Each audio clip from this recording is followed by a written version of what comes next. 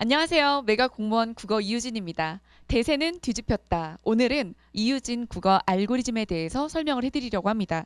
저의 필수 커리큘럼의 거의 첫 단계라고 볼 수가 있어요. 정말 생기초 단계를 위해서 제가 진입문이라는 문법 기초 강좌를 두기는 했지만 대부분의 수험생이 여기부터 알고리즘부터 시작한다라고 생각하시면 되겠습니다.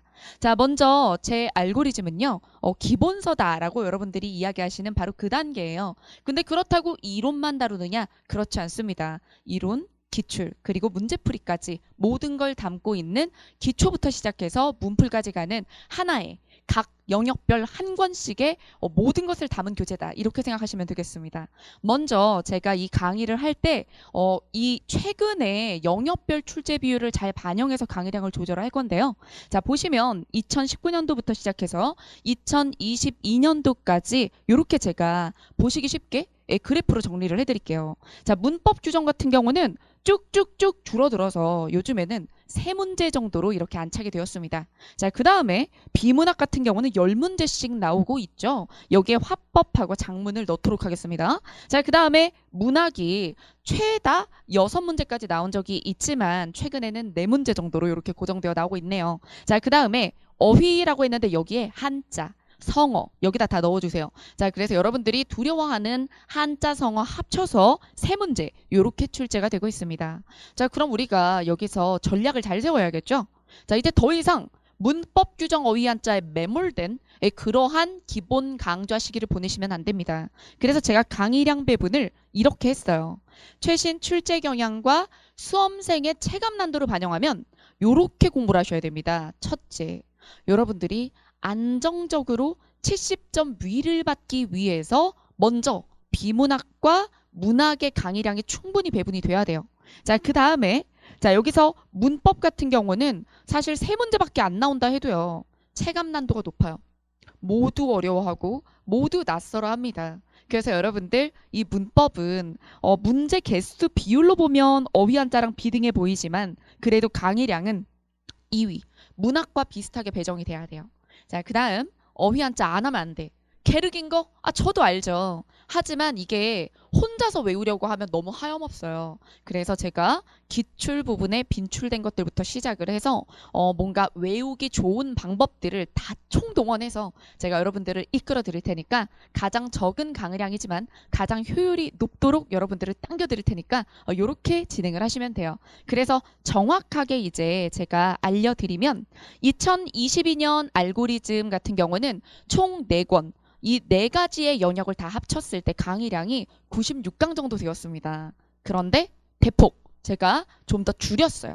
그래서 올인원 단계에서 여러분들이 이 4권의 영역을 끝내시는데 80강 정도가 부여가 됩니다. 자, 그러면 각 권 몇 강씩인지 단순하게 알려드리면 자, 독해, 비문학, 화법, 작문까지 합쳐서 30강입니다. 여러분 근데 이 30강에 이론만 있는 게 아니지 오히려 이론은 문제풀이 방법론이기 때문에 어떻게 문제 없이 알려드릴 수가 있겠어요. 그렇기 때문에 여러분들한테 예제, 예시, 그리고 또 우리가 기출, 그리고 연습 문제 제가 낸 거 이렇게 해서 다양한 난도의 다양한 유형을 독해 발달 순서에 맞게 저와 함께 배우고 체화하실 수가 있어요. 자, 그게 30강이고요. 그 다음에 문법 알고리즘이 20강입니다. 여기서 이론 문법과 어문 규정까지 다 올케어 되는 거예요. 그리고 단원별로 기출 문제까지 다 풀어볼 거고요. 그리고 암기를 위한 테스트까지 들어갑니다. 자, 그 다음에 문학 알고리즘이라고 한 것에서 교과서 필수 작품과 낯선 문학까지 다 다루는데 20강 배정하고요. 자, 그 다음에 어휘 한자 알고리즘 10강입니다. 10강만 해서 될까요? 싶으신가요? 제가 2022년도에도 어휘 한자는 10강 했어요. 그리고 올해 2022년 국가직 지방직 적중 내역 확인해 보시기 바랍니다. 그 안에서 나온 것만 제가 강의에서 다룬 것만 막 무책임하게 책에다 던져놓고 나왔잖아. 이게 아니라 수업에서 언급한 것만 제가 적중 내역으로 공개를 했습니다. 자, 자신 있습니다. 자, 그럼 30, 20, 20, 10 이렇게 해서 80강으로 여러분들 이론부터 단원별의 기출 그리고 문풀 체화까지 완성이 된다. 이렇게 생각하시면 되겠습니다. 자, 그러면 한 권 한 권 공부법에 대해서 얘기를 좀 해볼게요. 자, 독해 알고리즘은 수능 국어 4, 5등급의 수험생들의 문해력 발달 과정을 제가 지켜보고 만든 교재예요. 그래서 예전에 제가 수능 시장에 있을 때부터 정말 독해가 자기 발목을 잡는다. 이런 고통 속에 있는 고3들과 재수생들을 연구해서 수많은 실험과 그리고 또 수업과 테스트를 거쳐서 만든 교재입니다. 그래서 거기에 있는 문제 중에는 뭐 하나 바꿀 게 없어요. 왜? 엄청난 베스트 문항들이기 때문에. 예, 그리고 거기에 공무원 기출이 들어가는데 기출 중에서 이렇게 누구나 맞을 수 있는 문제들은 사실 우리가 그것에 시간을 들이는 것 자체가 좀 아까운 거예요. 그래서 기출 문제 중에 중상 난도들, 그래서 여러분들이 시험장에서 망설이게 되는 것들을 제가 픽픽픽 해서 그래서 발달 순서에 맞게 잘 배정을 해놨어요. 사실 공무원 기출의 비문학 문제들 중에 꼭 봐야 될 문제는 다 들어가 있다고 볼 수 있죠. 그럼 독해 알고리즘은 공무원 기출로 만들어져 있나요? 아니요. 자, 기출은 30%밖에 되지 않습니다. 그 나머지는 다 제가 만들어서 공시형으로 이렇게 변형하거나 혹은 순수하게 만든 문제들로 이렇게 배정이 되어 있어요. 문제량이. 자, 그럼 독서량이 없었어도 따라올 수 있는 방법과 예시들 보여드립니다. 정말 발문을 읽는 법부터 이러한 유형일 때는 지문을 어떤 밀도로 읽어야 하는지, 그리고 어떤 것을 쥐고 어떤 것을 놓아야 하는지, 정답은 주로 출제진들이 어떤 방식으로 만들며 매력적 오답은 어떻게 형성되는지까지 모든 비밀들을 알려드리도록 하겠습니다. 자, 그 다음 불확실한 직감이 아니라, 여러분 진짜 독해 감이란 말 좀 안 했으면 좋겠어. 감을 올린다? 그거 시험장에서 그 감이 없어지잖아. 긴장감을 이겨낼 수 없는 감은 아무것도 아닌 거예요. 자, 그래서 불확실한 직감이 아니라 유형에 따른 접근법들을 알려드리고, 자, 패턴 1, 2, 3, 4 정말 요약하기 위한 독해부터 시작해서 구조 독해를 거쳐서 그래서 사실적인 파악부터 추론까지 전 영역을 발달 과정에 맞춰서 여러분들을 이끌어 드릴 거예요. 자, 패턴별, 난도별, 체계적이고 효율적인 연습 문제 수록되어 있고요. 끼워 맞춘 해설 없이 모든 것이 바로 딱 확실한 근거가 있는 문제들로 엄선되어 있습니다. 자, 그럼 이 독해 알고리즘을 하고 나면 그 다음 독해 커리큘럼은 어떻게 되느냐라고 많이 물어보시는데, 독해 알고리즘 자체를 하시고 나면은요, 방법이 딱 몸에 붙어요. 그러면 그때부터는 여러분들이 딱 패턴별로 묶어서 문제를 풀지 않아도 여러분들한테 랜덤하게 문제가 이렇게 나타나도 풀 수 있는지, 그것에 대해서 훈련을 해야 되겠죠. 그래서 사실 독해 알고리즘 하고 나선 독해 부분에 대해서는 목으로 가셔도 되는 거예요. 그래서 따로 이 기출문제집을 독해만 따로 푼다든가 이런 과정이 필요가 없습니다. 근데 저는 조금 더 연습해야 될 것 같아요. 아니면 저는 작년에 독해 알고리즘 했는데 뭘 더 할까요? 그러면 독해 플러스가 있어요. 그래서 그거는 플러스, 어디까지나 알고리즘 하고 나서 더 풀고 싶다. 이럴 때 플러스 하시는 거고요. 그 다음에 백일기도 모의고사, 화제의 모의고사, 그걸로 시뮬레이션 해주시면 됩니다. 자, 그럼 이제 문학 알고리즘 볼까요? 자, 작년과 올해 크게 달라진 점이 독해 알고리즘에 있었던 낯선 문학 알고리즘을 이 문학 알고리즘으로 옮겼다는 거예요. 그래서 예전에는 문학 알고리즘이 교과서 필수작에 대해서 정리하고 문제를 푸는 것이었다면, 이젠 문학은 이 한 권으로 완성이 된다라고 생각하시면 됩니다. 그래서 교과서 필수작, 그리고 공무원 기출의 빈출작, 이거를 쭉 보면서 여러분 작품만 강독형으로 공부를 하면 안 돼요. 문제를 바로바로 풀어줘야 됩니다. 그래서 실제로 나왔던 기출문제 있고요. 그리고 제가 낸 예상문제 있고요. 그래서 작품, 기출문제, 연습문제 이렇게 풀게 되어 있습니다. 그 다음에 뒷부분에 낯선 문학 알고리즘이라고 해서 정말 아예 시험장에서 처음 보는 작품이 나오면 어떡하죠? 이것에 대한 대응법을 또 따로 제가 보여드려요. 그래서 자, 문학에 대해서 필수작부터 낯선 문학까지 올케어하는 부분이다. 여러분들 고전시가 싫으시죠? 자, 고전시가가 싫으신 이유가 달달달달 외우려고 그래서 그래요.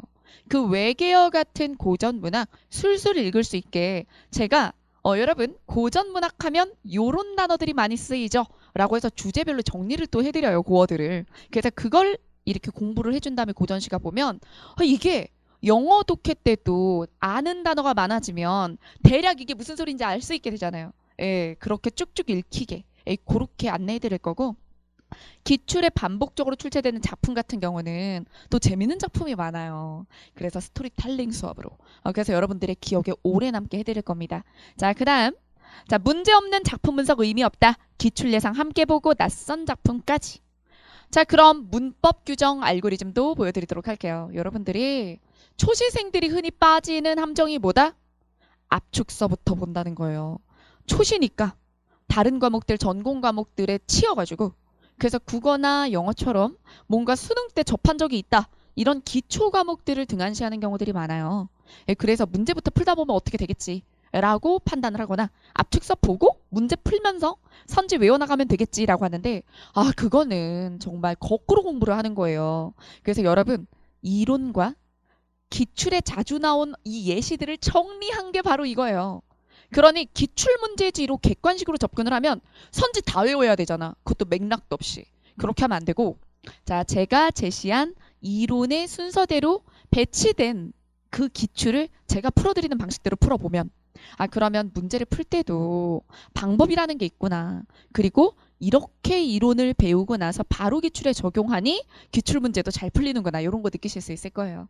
자, 그럼 효율적인 교수법, 바른 학습법을 제시를 해서 2번 들을 필요가 없게. 아니 무슨 올인원을 2번씩 듣더라고. 문법 규정 알고리즘 막 2번씩 듣게 그렇게 안 할 거예요. 한 번을 잘 들으면 돼요. 한 번을 잘 들으면 압축서도 필요가 없어. 예. 자, 그 다음 이론 도식과 풍부한 예시 그리고 저의 끼. 예, 그래서 세상에서 가장 쉽게 진짜 이렇게 말해도 모르면 안 돼. 예, 이렇게 제가 엄청 쉽게 이렇게 수업을 해드릴 거예요. 그리고 진도별로 바로 기출 풉니다. 예, 그리고 예복습 고민할 필요가 없어요. 복습법을 고민하실 필요가 없어요. 그냥 제가 강의 자료실에 매주 워크북을 올려드려요. 그 워크북은 제가 기본서를 뽕뽕뽕뽕 빈칸을 뚫기도 하고 OX를 만들기도 하고 연결하세요 하는 것도 하고 이렇게 재밌게 어릴 때 학습지 풀어봤어. 예, 그래서 요거 어릴 때 생각나는데 땡몬이라든가 아니면 눈땡땡 이런 거 하는 것 같은 느낌으로다가 재미있게 여러분들이 워크북으로 복습하시면 따로 복습 필요 없게 그냥 수업 듣고 3일 안에 워크북 하면 다 된 거예요. 이렇게 지도를 하도록 하겠습니다. 자, 그 다음에 어휘 한자 알고리즘 얘기해 보도록 할게요. 정말 싫죠. 근데 그렇다고 버려. 맨날 정말 오늘도 몇 개는 한 것 같은데 제 커뮤니티에 선생님 초시생인데 할 것도 많은데 어휘 한자는 버릴까요? 설마 찍으면 다 틀릴까요? 이런 식으로 질문하시는 분들 정말 많아요. 그거를 어떤 강사가 편을 들어줍니까? 포기를 하겠다는데 어떤 영역을. 게다가 만약에 나왔다 안 나왔다 하는 영역이면 모르겠다. 그래도 매번 나오긴 하잖아요. 매번 적어도 2개. 많으면 3개까지 성어 합치면 그렇게 나오는데 조금 보고 내가 본 것 안에서 나오길 막 고대하면서 막 마음 졸이면서 그렇게 하시면 여러분 고득점 할 수가 없어요. 근데 전공이 두려우면 기초 과목에서 90점을 넘어가세요. 그러면 되잖아요. 고득점은 가장 누가 주기 쉽다? 국어 영어가 주기. 영어 얘기는 뺄까? 자, 국어가 주기 제일 쉬운 거예요. 맞아. 영어도 어려울 수도 있어. 그래도 영어도 열심히 해야 되죠. 근데 국어는 우리 다 모국어 화자잖아. 90 넘을 수 있어. 성실하기만 하면 돼. 예, 그래서 어휘 한자도 자, 지금 제가 적중력 공개한 거 자신 있다 그랬죠. 보세요. 제가 10강 안에 말한 것 안에서 나온 것만 해도 그 정도예요. 예, 그러니 다 맞을 수 있어요. 객관식이잖아요. 예. 자, 그래서 제가 공부를 어떻게 도와드릴 거냐면 그냥 닥치고 외워 이게 아니에요. 이걸 사실 하늘천 따지부터 이렇게 공부를 시작한다는 건 그러면 1년 안에 어떻게 되겠어요? 예, 그렇게 하면 안 되고 상향식 학습과 하향식 학습을 동시에 해야 돼요. 예, 그래서 기출 어휘 한자가 난도가 좀 높다 하더라도 그래도 이 기출 수준의 어휘 한자를 쪼개서 기초 한자를 역으로 외우는 방식으로 가야 되거든요. 예, 그래서 제가 자해를 통해서 연계 학습을 시켜드리도록 하겠습니다. 자, 그 다음 소리 글자 의미 부스를 활용하면 연상 기억이 돼요. 그래서 더 많은 한자를 한꺼번에 빨리 외울 수 있고요. 그 다음에 2글자 한자 훈련. 그리고 테스트지 제가 진짜 재밌는 거 많이 만들어 놨어요. 한자 성어 테트리스 벤다이어그램 이런 걸로 여러분들 활동을 통해서 재밌게 익히실 수 있고요. 자, 그리고 성어가 한자 낮자의 예문이라고 생각하면 돼요. 그래서 성어로 접근해서 성어를 풀어 헤쳐. 그러면 그 성어를 가지고 4개씩 낮자를 외울 수 있죠. 그럼 그 낮자를 활용한 한자어로 가. 이런 식으로 성어와 한자어를 넘나들면서 기출문제 나온 것까지 유형별로 보는 거죠. 예, 그래서 단 10강만으로 여러분들이 주요 한자와 그리고 성어들을 익히실 수 있게 이렇게 도와드리도록 하겠습니다. 여러분 4권이나 돼요 이러는데 이게 사실은 여타에 되게 짜잘짜잘한 특강이 필요 없는 강좌입니다. 여러분 사실 저는 전업 공시가 아니거나 육아를 하신다거나 아르바이트를 이렇게 하면서 공부하는 경우도 있고 학기 병행도 있고요. 그리고 제시라서 다른 과목에 더 힘을 주고 국어 수업을 줄여야 될 때 이럴 때 전 뭐라 그러느냐면 여러분 알고리즘 내권에 모고만 해도 국어가 여러분들의 발목을 잡지 않는다. 그러니 여러분들의 기억을 위해서 제가 올인원 이후에도 기출코드, 기출예전, 예상코드 같은 필수 커리들을 두지만 본질은 올인원이다. 이렇게 말씀을 드립니다. 자, 짜잘한 특강들 다 필요 없으니 무엇이 본질이다? 올인원이 본질이다. 자, 이렇게 여러분들께 올인원 강추합니다. 자, 그럼 여기서 우리 이제 강좌 진행은 어떻게 되는지 볼게요. 8주간 진행이 될 거예요. 그리고 일주일에 인강을 들으시는 분들은 10강씩 따라오시면 돼요. 현장 같은 경우는 8강 하는 주랑 12강 하는 주가 격주로 있을 거예요. 그러면 평균 몇 강? 일주일에 10강씩 업로드가 된다라고 생각을 하시면 됩니다. 그러면 80강이 이제 8주에 끝나는 거죠. 근데 강의가 10강이나 된다고요? 저는 다른 과목도 해야 되는데요. 너무 많아요. 그러면 인강 들으시는 분들은 이걸 3달로 이렇게 늘어뜨려서 가실 수도 있겠죠. 8강씩 가서. 그러면 10주가 되는 거죠. 8강씩 들으면. 6강씩 들으면 어떻게 되겠어? 이런 식으로 조절을 하면 돼요. 근데 이렇게 공부하지 않았으면 좋겠어요. 선생님 그냥 저는 문법 알고리즘을 다 듣고 그 다음에 독해 알고리즘을 다 듣고 그 다음에 문학 알고리즘을 다 듣고 이렇게 영역별로 차근차근 가면 안 되나? 여러분 그거 차근차근 아니야. 왜냐하면 이게 어쨌든 어학이고 문학도 있고 암기 부분도 있지만 어쨌든 어학의 일종이에요. 그렇기 때문에 몰아서 듣는다고 해서 그 영역이 완료되지 않습니다. 여러분 그러면 문법 규정 알고리즘을 다 들었다고 해봐 몰아서 그 다음에 비문학 독해 하는 동안 걔를 또 엄청 까먹어요. 관리를 하면 되죠? 그게 더 힘들단 말이야. 병행해서 가는 게 가장 베스트예요. 아시겠죠? 그런 다음에 이 8주가 끝나고 나서 여러분들이 이제 후속 강좌들로 전체적으로 복습하면서 이렇게 기억을 관리를 하는 거죠. 여러분들이 한꺼번에 4권을 내 영역을 만지는 게 부담스러우실 수 있는데 제가 당에 합격한 친구들을 데이터를 조사해보면 다 요렇게 했어요. 그래서 국어 내부의 영역들을 한 개씩 끝내는 건 비효율이다. 라고 제가 진짜 단호하게 말씀드릴 수 있습니다. 그래서 4개 영역을 병행하는 게 베스트다. 자, 그 다음 이 강좌랑 병행 추천해드리는 강좌가 있는데요. 이것도 많은데 뭘 더 해요? 그래, 초시생들은 병행하지 마. 저는 이건 사실은 재시생들한테 강추하는 거예요. 별이 빛나는 밤의 국어라고 해서 사실 알고리즘을 작년에 다 들었던 분들이나 다른 강사분들의 올인원을 그래도 막 선생님 100강은 들은 것 같은데요? 이러면 재시생일 땐 사실 알고리즘을 들으면서 복습 시간이 초시생들보다 들지 않겠죠. 그리고 되게 수업도 빨리 들을 수 있어요. 되게 확실히 아는 부분 막 스킵할 수도 있잖아. 그래서 뭐 문법 규정 같은 거 나 여기 알아. 그럼 넘어가면서도 듣고 안 시켜도 그렇게 할 거잖아. 그쵸? 말려도 그렇게 할 거지? 그러면 조금이라도 문제라도 더 푸셔야죠. 그래서 제가 재시생분들께 알고리즘 들으시면서 늘어지지 말라고 별이 빛나는 밤의 국어라는 강좌를 준비했습니다. 진도 딱딱 맞춰가지고 30제씩 제가 낸 문제 풀면서 가면 되는 거예요. 자, 초시생들도 궁금하세요? 그러면 이거 할 때 같이 하면 너무 빡세니까 7, 8월에 이거 하고 9, 10월에 얘를 돌리면서 쫙 교재 다시 본다든가 그렇게 하면 딱 좋겠네요. 예. 자, 그리고 후속으로는 9, 10월에 기출코드, 기출회전 진행됩니다. 기출코드는 일행 위주로 700제가량을 다루게 되고요. 그 다음에 기출외전은 기타 직렬 3개년 최신 기출문제를 회차별로 풉니다. 그래서 여기서 초시는 기출코드만 해도 이제 나중에 모고 시즌에 외전을 해도 되고요. 제시는 올해는 작년에 안 봤다면 기타 직렬 트렌드까지 보시는 걸 강추합니다. 네, 여기까지 해서 제가 이제 7, 8월에 이렇게 진행이 되는 알고리즘 올인원 강좌의 OT를 마무리할 거예요. 여러분 언제나 최고의 콘텐츠로 여러분들께 보답하겠습니다. 여러분들도 파이팅!